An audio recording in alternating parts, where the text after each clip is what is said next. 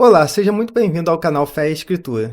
No vídeo de hoje vamos estudar a segunda epístola de João, capítulo único, dos versículos 4 ao 11. O estudo será dividido em duas partes. Na primeira vamos falar sobre o amor fraternal e na segunda sobre os enganadores, aqueles que dizem vir em nome de Deus, mas no fundo só querem enganar. Antes de começarmos, se você é novo por aqui, eu sou o irmão Rodrigo e é um prazer ter você conosco. O foco deste canal é estudar a palavra de Deus. Eu oro pedindo uma direção ao Senhor, estudo o texto e procuro explicá-lo da melhor maneira possível para você. Este é o segundo estudo do canal. Se você ainda não assistiu ao primeiro, não precisa sair do vídeo agora. O estudo de hoje não é uma continuação do anterior. E se você está assistindo esse vídeo, creio que é porque Deus quer falar com você através desta palavra.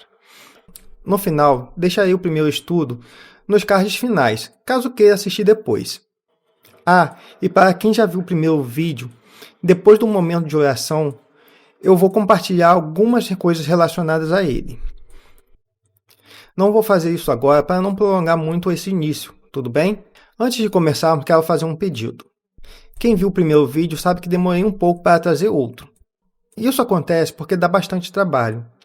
Primeiro eu peço a palavra a Deus, depois reflito, estudo, escrevo o roteiro, gravo e, por último, edito o vídeo. Ou seja, é um processo que demanda tempo e dedicação. Por isso, peço que deixe o like agora no início do vídeo, porque se deixar para depois, é bem fácil acabar esquecendo. O like é esse joinha que aparece aqui embaixo. Ele é muito importante para poder impulsionar o vídeo e ajudar a mensagem a alcançar mais pessoas. Então, por favor, deixe o like agora. Se ao final você não gostar do vídeo, pode tirar. Afinal, é mais fácil lembrar de tirar quando não gostamos do que lembrar de dar o like quando gostamos. Dito isso, vamos iniciar a leitura do texto de hoje. Fiquei muito alegre por ter encontrado alguns de seus filhos que andam na verdade, de acordo com o mandamento que recebemos do Pai. E agora, Senhora, peço-lhe, não como se escrevesse mandamento novo, mas o mesmo que temos tido desde o princípio, que nos amemos uns aos outros. E o amor é este, que andemos segundo os mandamentos de Deus. Este mandamento, como vocês ouviram desde o princípio, é que vocês vivam nesse amor. Porque muitos enganadores têm saído do mundo afora, os quais não confessam que Jesus Cristo veio em carne. Este é o enganador e o anticristo. Tenham cuidado para que não percam aquilo que temos realizado com esforço, mas recebam plena recompensa. Todo aquele que vai além da doutrina de Cristo e nela não permanece não tem Deus. O que permanece na doutrina, esse tem tanto o Pai como o Filho. Se alguém for até vocês e não levar esta doutrina, não o recebam em casa, nem lhe deem as boas-vindas. Porque aquele que lhe dá boas-vindas se faz cúmplice das suas obras más. Do versículo 4 ao 6, João fala do amor fraternal. No versículo 5, ele se refere a uma senhora. Se voltarmos ao primeiro capítulo desse versículo, veremos que ele escreveu a carta para a senhora eleita e seus filhos. Então você pode estar se perguntando, quem é essa senhora? Há duas vertentes sobre a identidade da senhora eleita.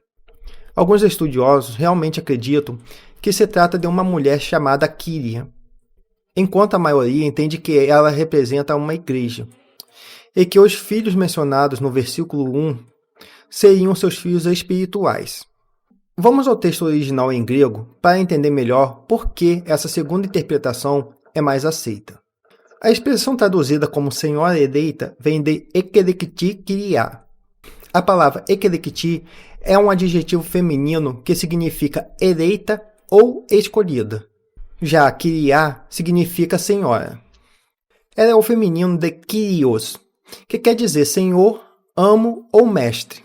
O mesmo termo usado nas escrituras quando se refere ao Senhor, isto é, a Deus ou a Cristo. Então, Kyria é literalmente senhora, e não o nome de uma pessoa. Por isso, a interpretação mais aceita é que a senhora eleita simboliza a igreja. Inclusive, essa leitura se encaixa melhor com o restante da carta, principalmente a partir do versículo 7, onde João alerta sobre os falsos mestres. Vamos reler os versículos 5 e 6 para darmos continuidade. E agora, Senhora, peço-lhe, não como se escrevesse mandamento novo, mas o mesmo que temos tido desde o princípio, que nos amemos uns aos outros. E o amor é este, que andemos segundo os mandamentos de Deus. Estes mandamentos, como vocês ouviram desde o princípio, é que vocês vivam nesse amor. Nestes 2 versículos, João fala sobre o amor fraternal. O mesmo amor ensinado por Jesus no Evangelho de João, capítulo 13, versículo 34. Eu lhes dou um novo mandamento, que vocês amem uns aos outros, assim como eu os amei, que também vocês amem uns aos outros. Ainda no capítulo 15, nos versículos 12 e 17, Jesus repete esse mesmo mandamento. O meu mandamento é este, que vocês amem uns aos outros, assim como eu os amei. O que eu lhes ordeno é isto, que vocês amem uns aos outros. Como podemos ver, João apenas reforça o que foi ensinado por Jesus. Voltando ao versículo 4 do nosso estudo, João se alegra por ver os filhos da Senhora eleita andando na verdade, ou seja, vivendo conforme o ensino de Cristo. Logo em seguida, ele lembra que andar na verdade precisa estar acompanhado do amor.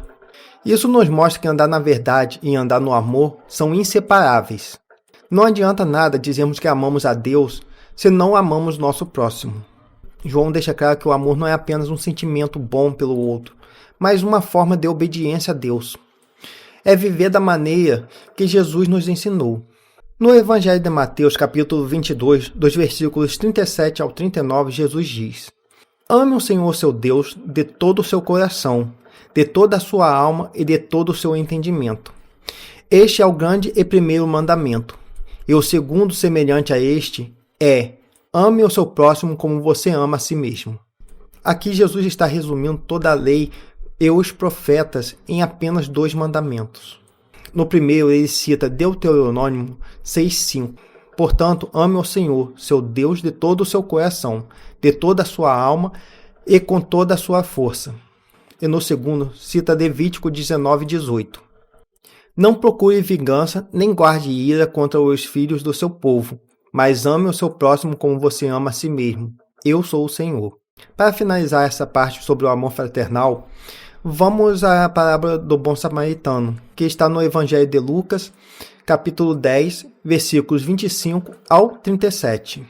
Em vez de ler toda a passagem aqui, vou apenas usá-la como citação para complementar o nosso estudo, pois ela por si só já renderia outro vídeo completo. Nessa parábola, Jesus conta a história de um homem que foi assaltado e espancado, ficando caído à beira do caminho, quase morto.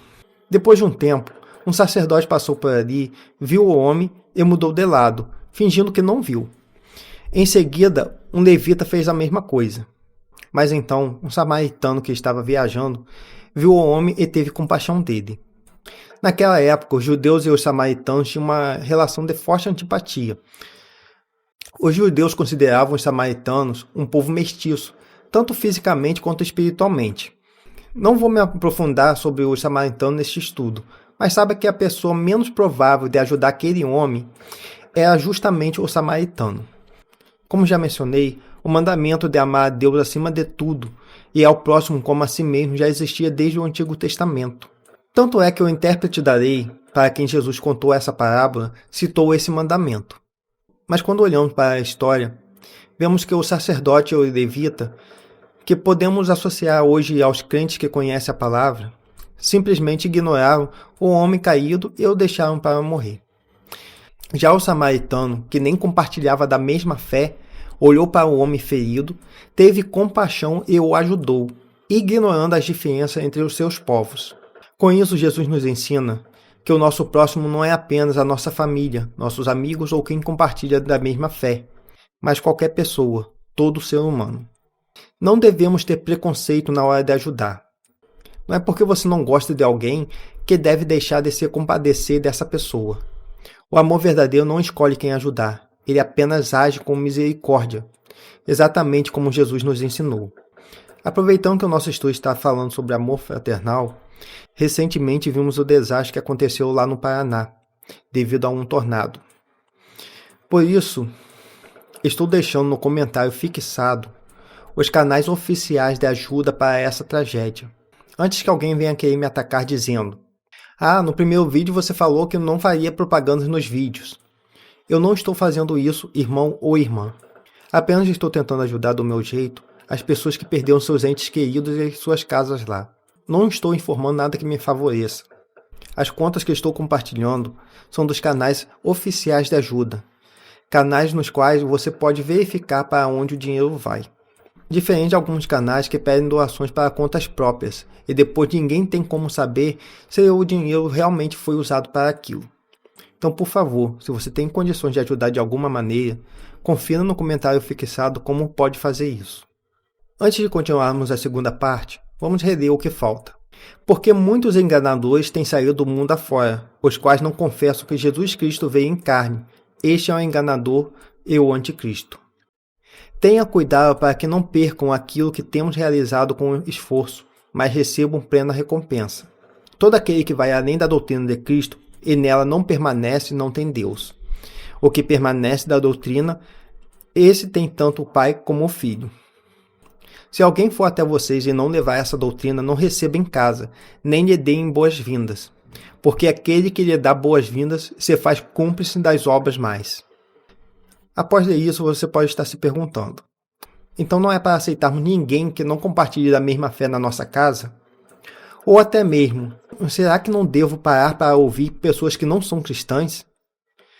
Essa parte do texto é muito delicada, e por isso vou tentar explicar com o maior cuidado possível. Perceba que, na primeira parte do estudo, falamos sobre o amor fraternal. Eu expliquei que precisamos exercer esse amor por todas as pessoas, até mesmo aquelas que não nos agradam. Eu expliquei que precisamos exercer esse amor por todas as pessoas, até mesmo por aquelas que não nos agradam. Então, se pensarmos de acordo com a segunda pergunta, a de não ouvirmos pessoas que não têm a mesma fé, concorda comigo que, se não pararmos para ouvi-las quando quiserem debater ou compartilhar algo diferente do que acreditamos, nós vamos afastá-las? E além disso, como vamos reclamar se elas não quiserem nos ouvir? Se você consegue enxergar isso, te faço mais uma pergunta. Como você, como cristão, vai anunciar a palavra de Deus a essas pessoas se elas não quiserem te ouvir? Vai ficar no seu mundinho de crente, se preocupando apenas com a sua salvação, sem se importar com a do seu próximo? Lembre-se, próximo é todo ser humano. Você acha mesmo que está exercendo o amor fraternal se nem quiser ouvir quem não compartilha da nossa fé? Por isso, irmãos, precisamos sim ouvir as pessoas com amor e carinho, mesmo quando falam coisas que não fazem parte da nossa fé. Ouvir não significa aceitar o erro, muito menos imitá-lo. Ouça, mas assim que houver uma oportunidade, anuncie a verdade de Cristo. Agora, para você entender melhor tanto essa pergunta quanto a primeira que eu tinha feito, vamos voltar mais um ponto. A carta de João tem como destinatário a Senhora eleita, que já vimos que é uma igreja. As igrejas cristãs da época não eram templos, mas sim casas. Os cristãos se reuniam em casas para fugir da perseguição. Isso ainda acontece em alguns países. A igreja perseguida, para se reunir, precisa se encontrar nas casas dos irmãos. O Brasil tem muitos erros, mas pelo menos, quando se trata de exercer nossa fé em liberdade, precisamos ser gratos a Deus. Voltando ao raciocínio, quando João fala para não abrir a casa para receber pessoas que não confessam a mesma fé em Cristo, ele está alertando a igreja para não dar voz a quem não confessa Jesus. Não é sobre a sua casa particular, é sobre a casa onde a igreja se reunia. Ele está alertando, por exemplo, contra algo que vimos acontecer em muitas igrejas e que ainda acontece por aí. Permitir que o púlpito, o lugar da pregação da palavra, seja usado como palanque político. Isso se equipara, por exemplo, a um pastor permitir que uma mãe de santo suba no púlpito para ensinar a religião dela. Consegue compreender agora por que João fala para não receber essas pessoas? Percebe que não é pessoal, mas sim sobre o local de culto, sobre quem recebe autoridade para ensinar. Além disso, hoje vemos muitos pastores vivendo em pecado, e mesmo assim, por causa de dinheiro ou cargo, continuam pregando e tentando esconder o mal que está dentro deles. Neste ano mesmo, infelizmente, apareceu um pastor flagrado andando na rua vestido apenas com uma peruca feminina, uma camisa e uma calcinha. Na igreja provavelmente pregava muito bem, talvez até emocionasse muitos, mas no secreto estava em pecado. Outros são pegos em adultérios. Recentemente até mesmo um padre foi flagrado com a esposa de um fiel. Enganadores estão em todos os lugares, meus irmãos. E devemos ter cuidado, principalmente quando eles estão em cima do púlpito. Irmãos, minha explicação sobre essa parte terminaria por aqui, se não fosse da vontade de Deus eu acrescentar mais algumas coisas no roteiro. Vou explicar. Eu já tinha finalizado o roteiro para no dia seguinte fazer a gravação, porém no dia seguinte começaram a passar coisas na minha cabeça para acrescentar. Mas como eu sempre peço confirmação de Deus sobre o roteiro antes de gravar, fiz isso. Ainda mais porque estavam passando outras coisas na minha mente. Comecei a pedir confirmação e ele o tempo todo confirmou que estava faltando algo. Falei o que estava passando na minha cabeça e perguntei se tinha mais algo além disso. Mais uma vez veio a confirmação que sim, que tinha mais coisa faltando. Então orei pedindo a ele para ser bem direto em uma passagem. Irmãos, se não é Deus, eu não sei o que é. Veio uma passagem que tem tudo a ver com esse final, complementando muito bem o nosso estudo. Não vou parar para ler tudo, vou apenas ir citando de acordo com o que for adicionando aqui. Mas a passagem é 2 Pedro, capítulo 2, a partir do versículo 10. Aconselho que, depois do vídeo, você leia com calma para ver como complementa exatamente o nosso estudo. No versículo 10 está escrito: especialmente aqueles que, seguindo a carne, andam em desejos impuros e desprezam qualquer autoridade. Atrevidos, arrogantes, não temem difamar os gloriosos seres celestiais. Nessa passagem, Deus quis me mostrar que faltou falar que os falsos mestres são arrogantes, têm espírito de soberba. Penso que só porque estão na liderança, estão acima de tudo. Se colocam como intocáveis e não aceitam correção. Esses líderes falam com autoridade, mas vivem sem submissão.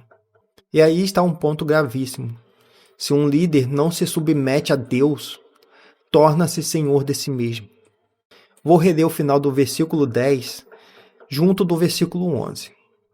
Atrevidos, arrogantes, não temem difamar os gloriosos seres celestiais, ao passo que anjos, embora maiores em força e poder, não proferem contra essas autoridades sentença difamatória na presença do Senhor.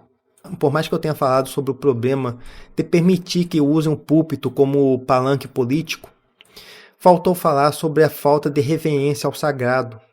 Pedro deixa claro que esses falsos mestres não têm receio de difamar autoridades superiores, ou seja, não tratam as coisas sagradas com respeito. Transformam o púlpito em palco, tratam a palavra como ferramenta e não como mensagem santa. Tudo vira espetáculo, tudo vira performance, tudo vira rotina vazia. E isso destrói a sensibilidade espiritual da igreja. No versículo 13 está escrito: recebendo injustiça como pagamento pela injustiça que praticam, encontram prazer na satisfação de seus desejos libertinos em pleno dia. Como manchas e defeitos, encontram satisfação nas suas próprias mentiras, enquanto se banqueteiam com vocês. No versículo 15 ainda temos: tendo abandonado o reto caminho, desviaram-se e seguiram pelo caminho de Balaão, filho de Beor, que amou o pagamento pela injustiça. Essas passagens denunciam líderes que pregam por dinheiro, que vivem de manipulação e que transformam a igreja em negócio. A Bíblia compara esse tipo de líder como Balaão, alguém que até falou em nome de Deus, mas cujo coração estava preso ao dinheiro. Infelizmente, ainda hoje existem líderes assim, que fazem da obra um negócio e não um compromisso com as almas. Hoje o que mais vemos são pessoas que querem ter a profissão pastor, mas não viver como um pastor de verdade. Ainda no versículo 13, Pedro denuncia a vida dos prazeres e excessos. Isso mostra uma vida dupla, onde a aparência de piedade está na frente da igreja. Mas quando ninguém vê, vivem de forma totalmente contraditória ao que pregam. É hipocrisia, é incoerência, é fofoca, é mentira, é falta de temor. E isso não destrói só a vida deles, mas também a fé de quem está espiritualmente fraco. No versículo 19 está escrito: prometem-lhes a liberdade quando eles mesmos são escravos da corrupção, pois aquele que é vencido fica escravo do vencedor. Pedro diz que esses líderes prometem liberdade aos outros, mas são escravos da corrupção. Ou seja, pregam um evangelho sem arrependimento, sem confronto, sem mudança. Falam que Deus entende, falam que não precisa ser tão radical, e assim vão abrindo portas para o pecado, enquanto eles mesmos continuam presos às suas corrupções. É uma liberdade que destrói, não que liberta. Isso é o que mais vemos na teologia da prosperidade, onde pastores só pregam as coisas boas, só aquilo que todos querem ouvir, ignorando o pecado. Só porque muitos não querem ser exortados sobre seus pecados, deixam de falar sobre eles. E em vez de libertar suas ovelhas do pecado, continuam mantendo-as escravas dele. Não há nada de errado em pedir prosperidade para a sua vida. Porém, precisamos buscar arrependimento pelos nossos pecados. Sem arrependimento genuíno, não há salvação. Por outro lado, também há aqueles que só querem exortar. Pegam situações de clínicas pastorais ou até mesmo fofocas sobre determinada ovelha e no púlpito ficam jogando indiretas para a pessoa em questão. Em vez de ir até a pessoa em particular ou até mesmo tratar isso na clínica pastoral, preferem usar o púlpito para expor situações particulares, dizendo o que acham necessário, mas sem se perguntar se é Deus quem realmente quer falar aquilo.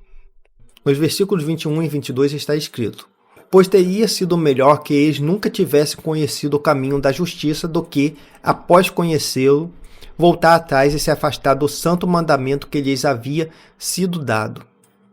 Com eles aconteceu o que diz certo provérbio muito verdadeiro: o cão volta ao seu próprio vômito, e a porca lavada volta a rolar na lama. Por fim, Pedro deixa um alerta muito sério. Quem segue esse tipo de líder acaba se afastando da verdade e voltando aos velhos pecados. Como ele mesmo diz, o cão volta ao seu vômito. Isso mostra que seguir falsos mestres não é apenas perigoso, é algo que pode fazer alguém perder tudo o que já caminhou com Deus. Já ouvi várias pregações dizendo que não é certo as pessoas saírem da igreja por causa de problemas, porque o foco é Cristo. Concordo que a igreja, assim como qualquer lugar, não é perfeita. Mas como você vai congregar em uma igreja onde você não consegue mais viver em paz? Uma coisa é ter desavença com um irmão. Outra é ter desavença com a liderança, com o pastor, aquele que deveria cuidar de você. Por experiência própria, meu conselho para você que é ovelha: se você está congregando em um local e não está bem com sua liderança, você está desanimado porque sabe que ao frequentar, ela vai mandar indiretas ou pregar coisas que você sabe que ela não vive. Se você tiver condição de frequentar outra igreja, faça a tentativa. Você precisa congregar em um lugar onde você se sinta bem espiritualmente, porque senão você vai apenas por ir e sua fé vai se esfriar. Porém, nunca, jamais volte para o mundo. Busque outras igrejas para congregar, mas não volte à vida de pecado. Não abandone Cristo. Normalmente, pastores dizem que o foco é Cristo para tentar desviar o foco dos erros deles. Sim, o foco é Cristo. Permaneça nele. Mas isso não significa que você precisa permanecer com o mesmo pastor que não está te fazendo bem. E você, pastor, que está ouvindo, tome cuidado com o seu agir no púlpito. Tome cuidado com a forma como conduz suas ovelhas. Cada alma que você perdeu para o mundo porque não deu exemplo de vida será cobrado no juízo final. O Senhor sabe muito bem disso. O foco é Cristo, também serve para o Senhor. Foque nele. Pregue o que ele deseja que você pregue, e não o que você quer. Faça com que suas ovelhas vejam Cristo no Senhor. E isso só acontece quando o Senhor também se permite ser um vaso novo a cada dia. Finalizando, meus irmãos, o alerta de João e o alerta de Pedro se completam. Cuidem de quem vocês escutam. Cuidem de quem está no púlpito. Cuidem das doutrinas que chegam até vocês. Nem tudo que parece santo vem de Deus. Nem todo líder que fala bonito vive aquilo que prega. E nós, como igreja, precisamos estar atentos, firmados na palavra, para não sermos enganados. Para finalizar, Jesus diz em Mateus 7, 21 ao 23: Nem todo o que me diz Senhor, Senhor, entrará no reino dos céus, mas aquele que faz a vontade de meu Pai, que está nos céus. Muitos naquele dia vão me dizer, Senhor, Senhor, nós não profetizamos em seu nome? E em seu nome não expulsamos demônios? E em seu nome não fizemos muitos milagres? Então lhes direi claramente, eu nunca conheci vocês. Afastem-se de mim, vocês que praticam o mal. Com essas palavras, Jesus está dizendo que não adianta se passar por santo, nem fazer milagres em seu nome, se a vida não está realmente alinhada com ele. Não adianta pregar bonito, emocionar multidões, se no secreto está vivendo em pecado. Espero ter esclarecido bem esse final. E que ninguém saia por aí sendo ríspido com aqueles que ainda não aceitaram Jesus. E que você, que possui um ministério na igreja, especialmente o pastoral, se estiver em pecado, arrependa-se e pare de pecar enquanto é tempo. Vou fazer a nossa oração e em seguida estarei compartilhando algumas curiosidades sobre o primeiro vídeo. Agora vamos orar. Senhor Deus, Pai de misericórdia e bondade, peço que esteja abençoando a vida de cada pessoa, meu Deus, que estiver assistindo esse vídeo. Peço, Senhor, que esteja tocando o coração de cada pessoa, que se tiver alguém desanimado com a igreja, com algum pastor, conforte o coração dessa pessoa, Senhor. Se for necessário, instrua ela para outra igreja, algum lugar onde ela vai se sentir bem, para que ela não venha se desviar do teu caminho, Senhor. E aqueles que não se encontram mais no seu caminho, porque foram feridos, meu Pai, por alguma liderança, alguma igreja, por algum irmão, mas que, por ter sido ferido, Senhor, vieram a voltar aos seus maus caminhos, Senhor. Peço que, em nome de Jesus, meu Pai, esteja restaurando a vida dessa pessoa com o Senhor, meu Deus. Ajude a perdoar, ajude ela a conseguir um outro lugar onde ela se sinta bem, mas que jamais ela fique longe do Senhor, meu Deus. Se houver algum líder, algum pastor em pecado neste momento, Senhor, peço que esteja tocando na mente dele, meu Deus, para que ele consiga enxergar o pecado, enxergar o erro que ele está cometendo, e que ele venha se arrepender, meu Pai, e ser um homem do Senhor, meu Deus, como o Senhor deseja, que ele lidere, como ele cuide das suas ovelhas, Senhor. Esteja abençoando a vida de cada pessoa, meu Pai. Peço que traga arrependimento, que traga cura, que traga perdão, Senhor. Abençoe, meu Deus, a vida de cada um. Senhor, gostaria também de pedir, meu Pai, que vá de encontro aos familiares, Senhor, dos policiais que perderam suas vidas na operação que teve algumas semanas atrás. Vá de encontro também, meu Deus, aos familiares que perderam seus filhos, Senhor, que estavam no crime, meu Deus. Conforte o coração dessas pessoas, meu Deus, que estão sofrendo por terem perdido entes queridos, Senhor. Peço, Senhor, que vá de encontro a cada um, meu Deus, que está lá no Paraná, meu Deus, que perderam suas casas, perderam entes queridos, Senhor. Vá de encontro em cada um deles, que consigam restaurar suas vidas, Senhor. Restaurar, conseguir reconstruir suas casas, conseguir reconstruir sua vida, Senhor. Perdoe, meu Deus, a mim e a todos que estão assistindo esse vídeo. Perdoe todos nós, meu Deus, por todos os nossos pecados, meu Deus, por tudo de errado que a gente faz, até mesmo aquilo que não for pecado, mas que te desagradar, Senhor. Nos perdoe por fazermos, Senhor, e nos instrua, meu Deus, para que a gente venha compreender que estamos fazendo errado, que estamos pecando, que estamos te desagradando, Senhor, para que a gente possa entender, para que a gente possa mudar, Senhor. Que restaure as nossas vidas a cada dia, que a cada dia, meu Deus, assim como o oleiro, Senhor, quando o vaso não está sendo feito do jeito que ele quer, ele pega e faz um vaso novo. Peço, meu Deus, que faça isso com cada um de nós, a cada dia, meu Deus, que a cada dia que passar, meu Deus, nós possamos ser imagem e semelhança de Ti, Senhor. Que a cada dia a gente erre menos, que a cada dia a gente peque menos, Senhor. Obrigado, Senhor, por tudo que o Senhor nos concede, meu Deus. Obrigado por esse canal.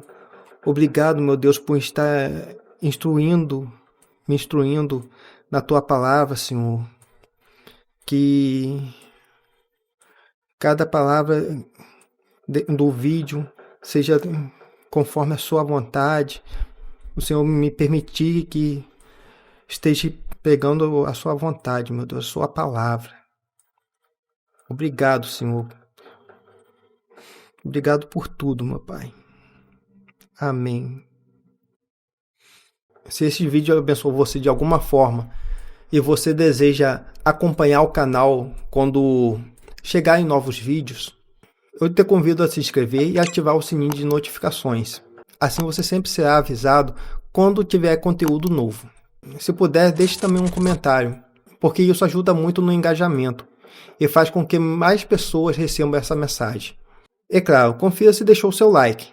Se ainda não deixou, clique no joinha logo aqui abaixo do vídeo.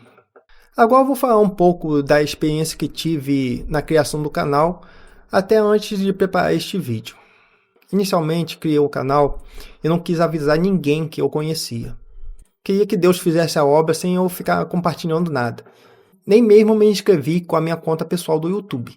Queria que os inscritos fossem aqueles que assistissem ao vídeo e desejassem se inscrever. Quando postei, passaram-se alguns dias e o vídeo tinha apenas 31 visualizações. Porém, o Espírito Santo ficou me incomodando a enviar o vídeo para o meu pai.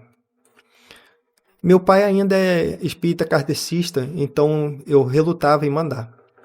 Pensava que ele não iria gostar, ainda mais porque eu falei, mesmo que brevemente, sobre o espiritismo. Fiquei orando, pedindo confirmação a Deus se era para eu fazer isso, e em nenhum momento ele me fez entender que não era para enviar. Então tomei coragem e mandei. Pensei, se ele não gostar, ele vai assistir e ignorar.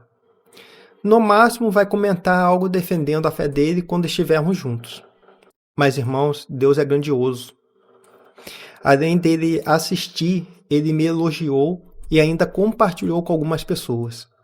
Ele escreveu: fico muito feliz em ver sua evolução espiritual conseguindo vencer a timidez. Que Deus continue a iluminar o seu caminho. Foi uma surpresa muito grande quando conferi o andamento do vídeo, porque até então achava que ele só tinha visto e elogiado. Não imaginava que tinha compartilhado. Foi graças a ele que o vídeo teve um impulso maior. Em seguida, minha esposa também compartilhou com algumas pessoas. E dessas pessoas, algumas compartilharam com outras. E assim o vídeo, para um primeiro vídeo do canal, teve resultados muito bons. Sou grato a cada um de vocês que compartilhou, curtiu e comentou. Isso me ajuda muito a não desistir. Eu já tinha começado este canal há um tempo, mas sem aparecer nos vídeos. Só falava e colocava imagens relacionadas ao que eu dizia. Não prosperou. E quando perguntava a Deus se era para continuar, ele me confirmava que não era o tempo. Então eu cancelei o canal e fiquei aguardando o tempo dele. Sobre a timidez que o meu pai mencionou, ainda sou tímido. Quem me conhece sabe o quanto melhorei, mas ainda tenho timidez. Antigamente eu era um verdadeiro bicho do mato. Graças à convivência com a minha esposa e à responsabilidade de ser pai, fui largando a timidez e enfrentando meus medos. Na pandemia, Deus colocou no meu coração fazer um canal de games. Mesmo assim, minha timidez era tanta que eu tinha vergonha até de gravar só a voz. Mesmo assim, comecei, gravava sem aparecer e fui ganhando confiança. Cheguei a fazer lives jogando. Por mais que o canal de games não tenha ido para frente, vejo que foi Deus me moldando para este canal, onde Ele queria que eu aparecesse em frente à câmera. Antes de iniciar este canal, eu já tinha parado com o canal de games porque senti que ele havia determinado que eu parasse.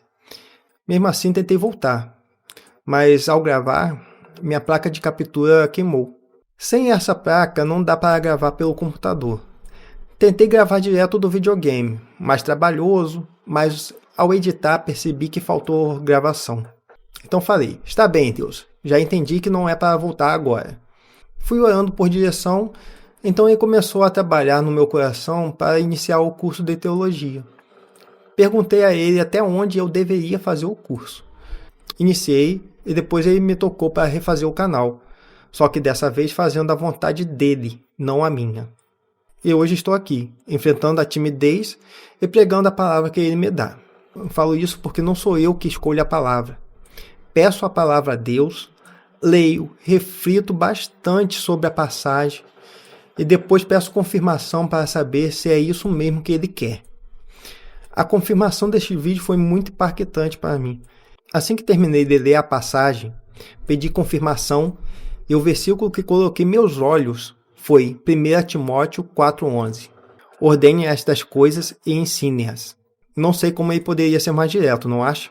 Depois da confirmação, assim como no primeiro vídeo, comecei a estudar a passagem para trazer para vocês.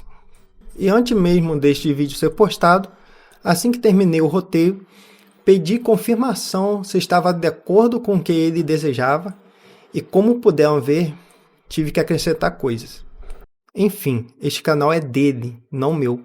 Por mais que seja eu quem prepara o vídeo, creio que é tudo graças a ele. Amém? Espero que a palavra de hoje tenha te abençoado. Te aguardo no próximo vídeo. Fique com Deus.